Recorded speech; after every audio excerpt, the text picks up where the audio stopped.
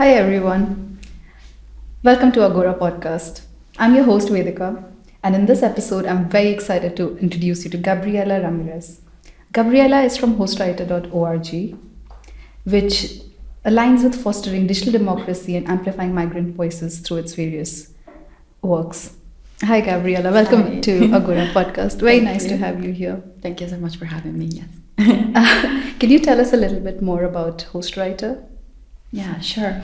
Hostwriter is a network of over 7,000 journalists from more than 160 countries, where our mission is to connect journalists across the world and foster collaboration. So we create a space to help journalists to share resources, opportunities, exchange ideas, and basically create cross-border collaborations in journalism. And we launched the network in 2013, and now, we have more than a decade supporting and empowering collaborative journalism across the world. Yeah. What was the intent to start this? Because it does seem like a very important work. So what inspired its creation?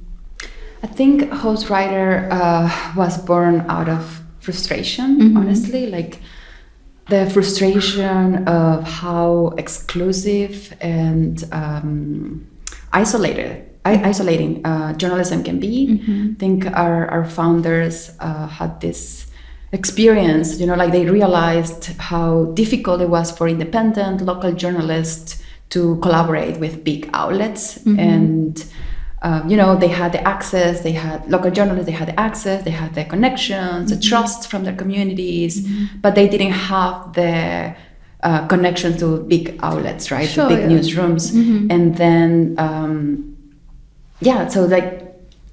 one of the media practices that is very controversial in this media industry, you maybe know about it, is parachute journalism, right? Yes. So it's basically when a foreign correspondent travels for 3 days to a country to cover a newsy event, and then this person hires a local reporter, usually called fixer, and this fixer connects this foreign correspondent with the community, with the sources, provides all the context, language, translations, everything to make that story happen. But usually that local reporter doesn't get paid or doesn't get credit properly. And I think our founders were frustrated at that. And one of the main questions they started asking is, why does this happen, right? How can we fix this? How can we change it? And I think out of those questions, one of our founder thought okay, maybe instead of hiring a fixer, journalists from different countries can just work together and share their stories to different audiences, and get paid, get credit together, and provide a more context-rich, accurate reporting. And I think it was this idea of cross-border journalism that is more about telling global, diverse, inclusive story, rather than having stories only through the only through the Western lens. And I think that's how it started. Yeah, absolutely. There's such a deep disparity in resources. There's unequal distribution of resources. Some stories get overreported, some stories are underreported. So it's really nice that this kind of cross-border journalism is then facilitated through Hostwriter and Unbiased the News. Can we talk about Unbiased the News now? Yes. That's also your the main work that you do.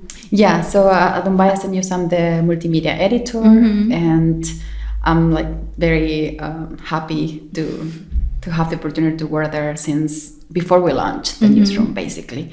So Unbiased News is basically our way of doing the talk, basically, bridge at the Hostwriter. Unbiased News actually was a book. This book, Unbiased News: Why Diversity Matters for Journalism. Back in 2019, open call for pitches and asking journalists from all over the world to pitch to us stories of what is needed to change in the media industry to make journalism more diverse. And those stories are now in this book. And that was in 2019. And, we learned so much from all the stories that we put on this book that we said, okay, why don't we just put this into practice and create a newsroom that does exactly that? And that's what we have been doing. At Unbiased News since 2021. We launched the newsroom, and now it has been almost 4 years since we have been creating, telling really impactful, award-winning stories, working with local journalists from across the globe, and creating a space for journalists that often face structural barriers that don't allow them to publish their work on international media. And now at Unbiased News we have a space for them where we provide editorial support and just opportunities for them to tell their stories in a newsroom in the Western world. That seems such a terrific thing to do. But also with the globalization, there are more and more people who are moving around, so you do not have people staying there. And you said earlier that migration reporting is one of your specialty. How did you start working with migration within this newsroom? I think, my first story for Unbiased News, I was telling you before, was because I was living in Lithuania as a student, exchange student for my master's, and I saw a report, on one of these main newspapers in Lithuania saying these are not migrants, these are criminals. That was when this Belarusian crisis started and many migrants were coming into Lithuania, Latvia, Poland. And when I saw that report, it made me really sad. And just, I felt okay, I should do something now that I'm here.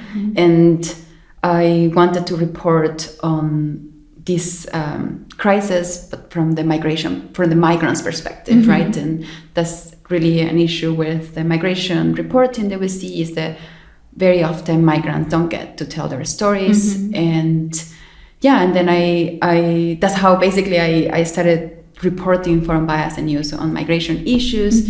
And of course, as a migrant myself, I have lived experiences that also shaped the way I report on these issues. And I'm really happy and glad to see that the way I have been reporting on these issues also resonated with a wider audience, and that's why I have kept basically going back to Lithuania since 2021, because I keep stories keep coming to me.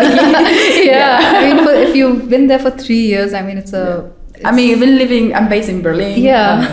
But it's funny because I honestly never thought, when I went to Lithuania for the first time, it was basically because I was going to do my master's exchange study semester there, and I had no idea about this country. Actually, many people always ask me, where is that? And it was really because that was the only country that was accepting international students. I would have never chosen Lithuania, right? Why would I go to Lithuania when I can go to Italy? Why not a beach? But it was the pandemic, so so many countries were closed to international students, and Lithuania was the only country open. And I was I'm not gonna miss the opportunity to go somewhere. I'm just gonna go and we'll see. And I really thought this is gonna be just one semester, and now I just keep going. But did being in Lithuania specifically shape your work as well? If you were to be in some other country, would it still shape the same way because you were there during a crisis? No, I don't think it was because I was there during the crisis. I think it was that I just felt very frustrated as a migrant myself, seeing how journalists were reporting on this migration crisis. from a very one-sided story, right? Narrow. And I don't think it was because of the crisis itself, but because of my very personal experience as a migrant, that I was able to see a different side of that story, and that's what I have been trying to do through my reporting. Yeah. With migrant reporting, there's also a challenge of the stories that you put out getting into an echo chamber. So it's the same people who are talking about the same stories. It's not going out. So there are pitfalls like this, I can imagine. What are the challenges that you face within unbiased news? Challenges in what sense? In the sense that perhaps when you're putting out the news, for example, when you're putting out certain stories, it is possible that the stories remain within an echo chamber. So for example, now, because also we want to deal with digital democracy. So when we put out things, it stays within a bubble. And it's becoming more so that the societies are getting polarized, and more people like me would see a certain kind of story, people like some other people would see certain kind of stories. And because you work so much with cross-migration, how do you deal with the challenges of these stories staying within an echo chamber? Or is that something that you... Yeah, I mean, I think in that sense, that's just an issue broader. It's an issue general in journalism. Absolutely. That it's very difficult to reach the audiences where they are. But I do see the challenges of reporting on migration. Maybe I can just explain. So at Unbiased News, I think we believe that this lack of representation from minority communities, colored women, colored migrants, LGBT community, etc. The lack of these minority communities have led to misinformation on reporting on these very communities, right? And that's an issue, right? That's an issue in a country like Germany, where you have 30% of the population have a migration background, but migrants are absent in major newsrooms. Yeah, it's disproportionate. Yeah. And it's not per se that white men journalists are bad reporters, right? I'm not saying that. But the problem here is that journalism needs broader perspectives and more perspective than the one from a white male journalist, right?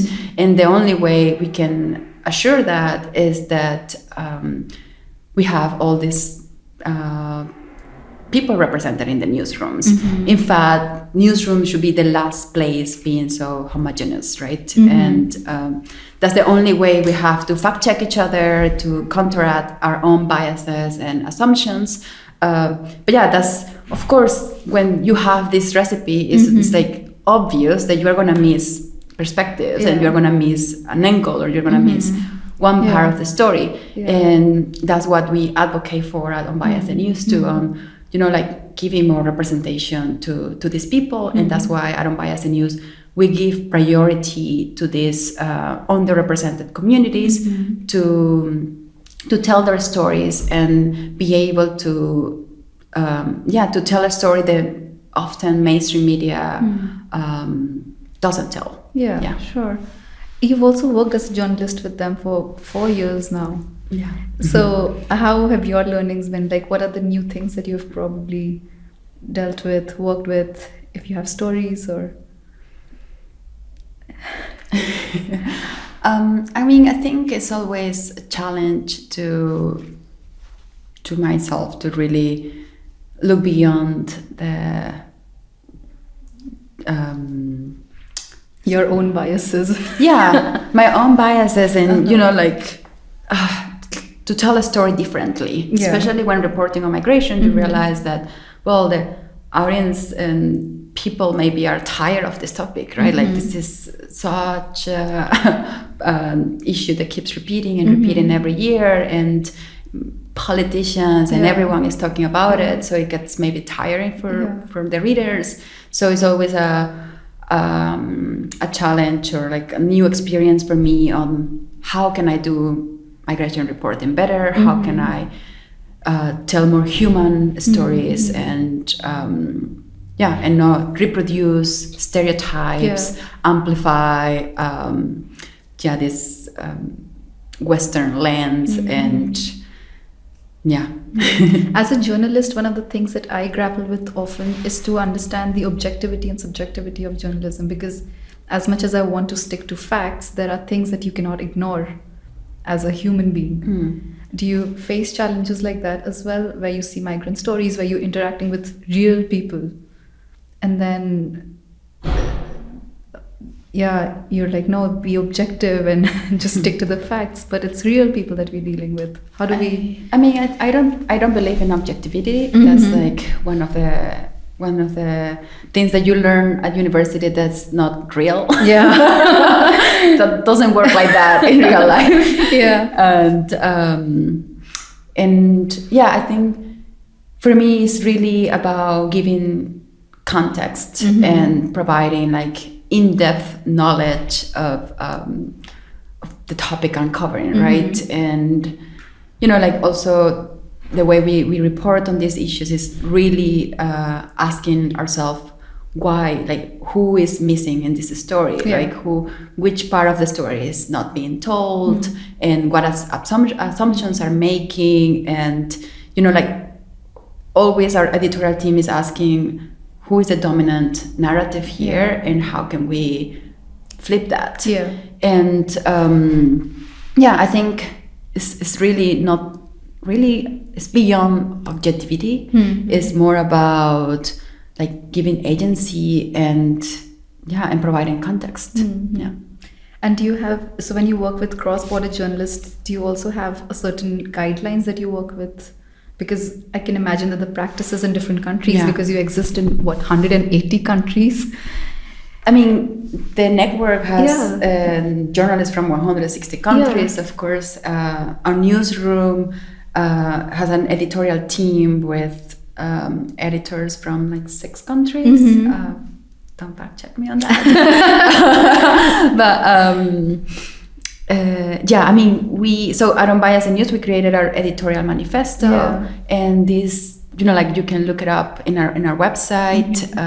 But just to give you an idea of like some of the practices we do at Unbiased and News is, well, for example, we provide editorial assistance to journalists who don't speak English as their first language, right? So we realized that one of the main barriers for local journalists to tell their stories for international media is that often they don't speak English as their first language, right? Which is normal. But for some reason, that's not. That's considered a big issue in major news outlets, right? So we at Unbiased News, we really give extra editorial support for these journalists to write their stories in their languages and translate them, and like we rewrite them and like not rewrite them, but like like just basically edit and support these journalists so they are able to tell this story. So this is one of the things. We pay all journalists the same, and that has been something that a lot of people sometimes criticize, because, well, like, why would you pay local journalists in Venezuela $500 for a story and you pay $500 to a journalist in Germany? Like, why? It's cheaper to live in Venezuela, right? But I think we also wonder, like, we also need to ask ourselves and question why, like, why do I believe that a journalist in Venezuela is less valuable or should be paid less than a foreigner correspondent in Venezuela? Because when you send your foreign correspondent to Venezuela, you're not going to pay him what you're going to pay your local reporter there, right? So I really think that's a lot based on kind of a colonial mindset, and that's why at Unbiased News we also aim to decolonize journalism, and that's one of the reasons why we do that. We also provide editorial assistant or support with journalists who don't have access to internet, for example. So just understanding that things might take longer. So we have to give maybe flexible deadlines because, I don't know, there is a blackout in that country and that may interfere with the journalist giving the story at the time that he said he was going to do it. So these kind of things that maybe seem simple, well, not that simple because many newsrooms across the world don't do it, right? But yeah, this is like part of our editorial manifesto, and yeah, I'm trying to think if I'm missing a bunch for sure, but yeah, I mean, one of the other things when reporting on migration, for example, is that we give agency to these people and we don't present them as victims. You know, like for us, it's just very important to go beyond this idea that a migrant is just a migrant, right? No, a migrant is a person, first of all, and we need to give them agency, and we need to also give them the authority over their words and over what they want to share with the media. You know, like working on so many stories, I have come across so many bad practices from major newsrooms when a source asked specifically a journalist, please do not share this picture of me, or please do not post this of me, and the major outlet still does it, right? And this has created a lot of distrust in the sources and people talking to media, which is completely understandable, right? It's very real, the danger to life even. Exactly. So we need to respect those boundaries, and that's also something that I don't buy as a news. We are very strict about. Yeah.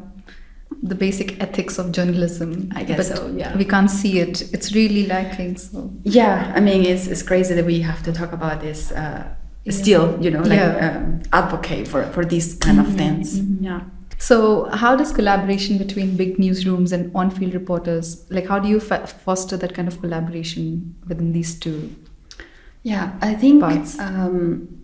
You know, collaboration, I believe, is the antidote to parachute journalism, to one-sided stories, to stereotyping and misrepresentation. You know, like one foreign correspondent that travels into a crisis zone for 3 days will never have the same nuance and context and knowledge that someone who lives there, right? Absolutely. And by connecting local journalists with big media outlets, we ensure that, you know, that we are creating quality journalism, because quality journalism means that you have nuanced reporting, not just one side of the story, right? And that's what we try to do at Unbiased News and Hostwriter. And I can give you, for example, the Border Grace investigation, which identify unidentified graves of people who came to Europe and died. Yeah, so many of these people were buried without anonymously, basically without their families even knowing what happened to them. And you know, we collaborated with local journalists who had the trust of their communities to talk about these very sensitive topics, and we collaborated with more than 30 outlets published this work, for example, giving this global impact to this project. So, you know, like I think this Border Grace investigation, for example, is a good example of how collaborating with local journalists and bringing major outlets to publish their work is how we try to also foster this collaboration with major newsrooms. Of course, there are many issues that still need to be solved on these collaborations among big newsrooms and local reporters and freelancers most of the time. And one of the big things or the main issues that I will think now is that, you know, it's important and it's crucial that major newsrooms pay the same to the freelancers that are reporting for their art, for their outlets, right? Because like is very difficult, when you have a freelancer that doesn't have the insurance, it doesn't have the work cover, and they are working mainly for free, and the newsroom basically just doesn't pay for it. And so this, I think there's still ongoing on this conversation on how to make these collaborations more inclusive, especially when you have freelancers and journalists from specific outlets collaborating together.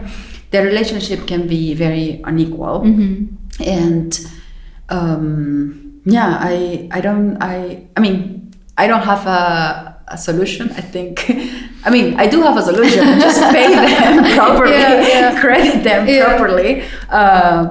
But I think still there's so much systematic challenges. I feel that needs to be addressed on a larger level. Yeah, but also you said that there are local journalists. There are probably journalists who work with refugees in local areas. And I also want to know what kind of challenges do refugees face in having their stories told in broader political discussions, and to bring it to mainstream discourse.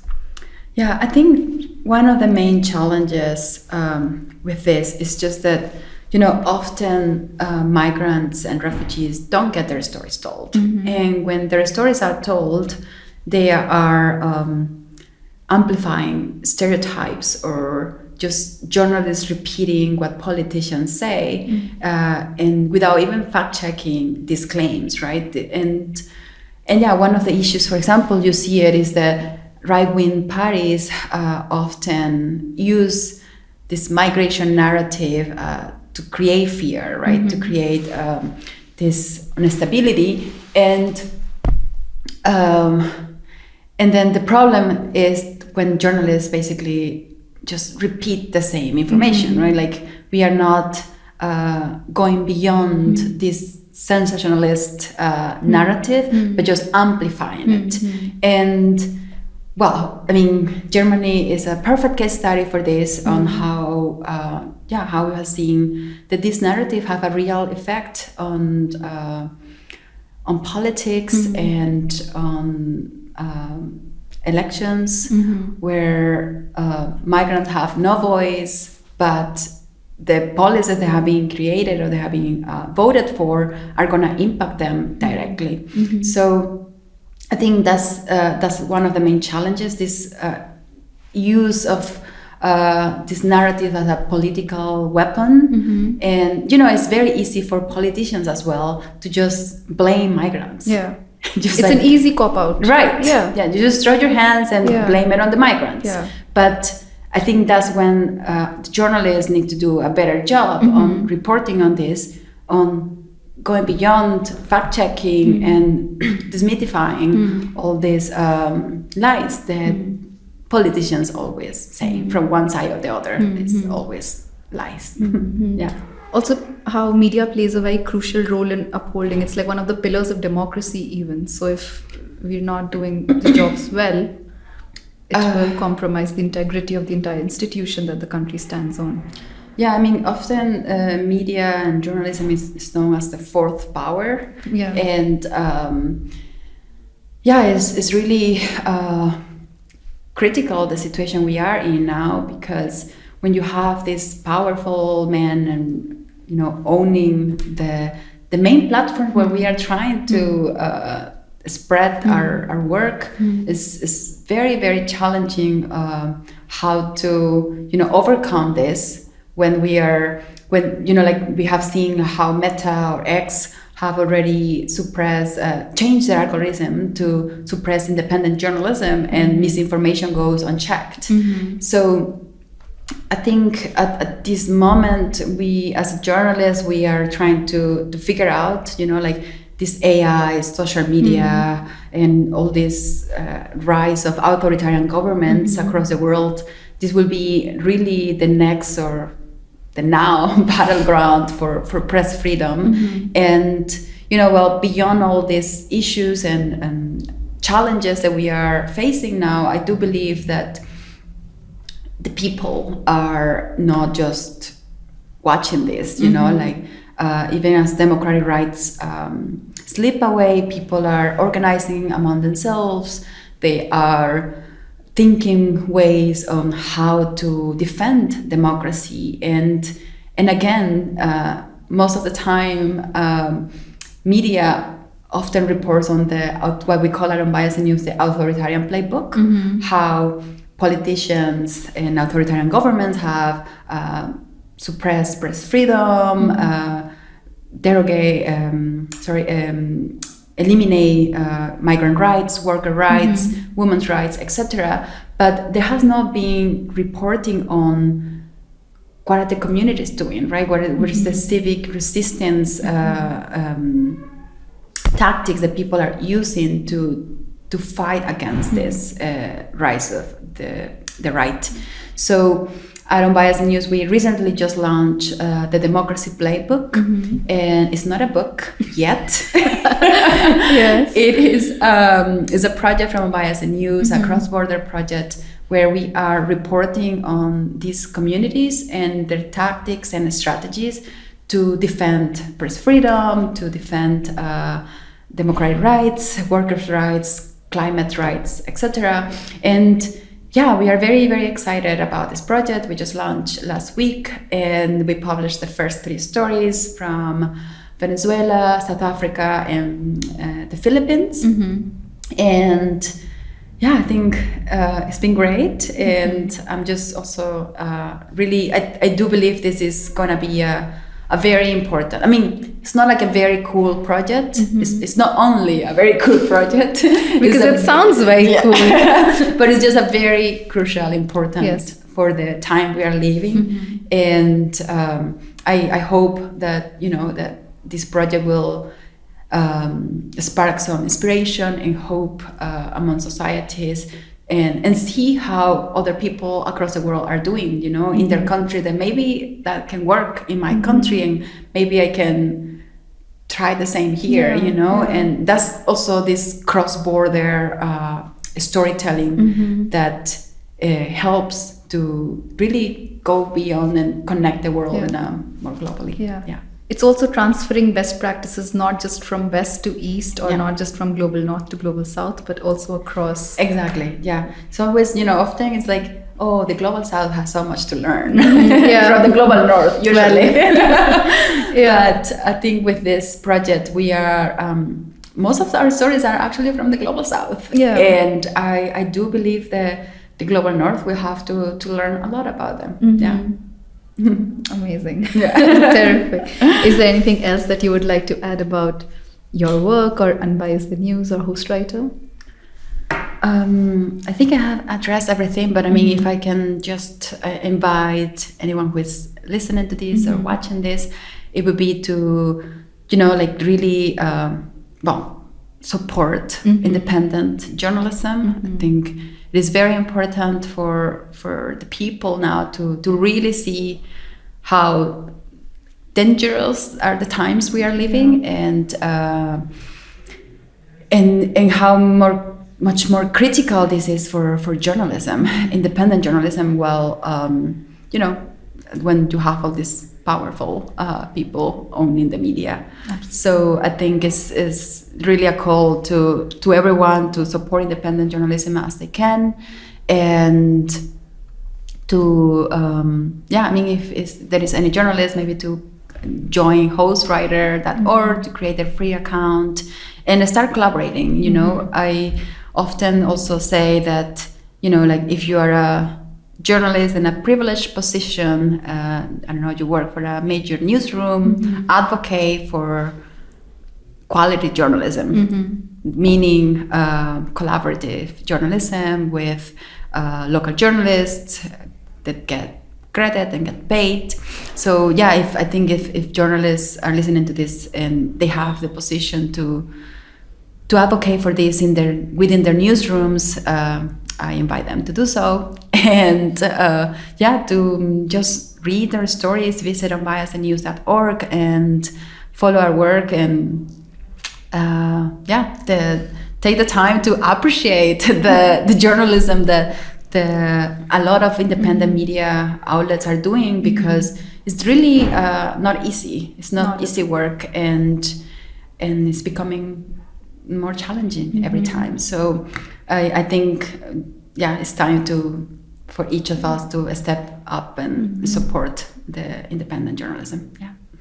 And thank you so much for having me and for this conversation. Thank you so much, Gabriela. It has been such a joy to hear you speak and to understand your perspective about this.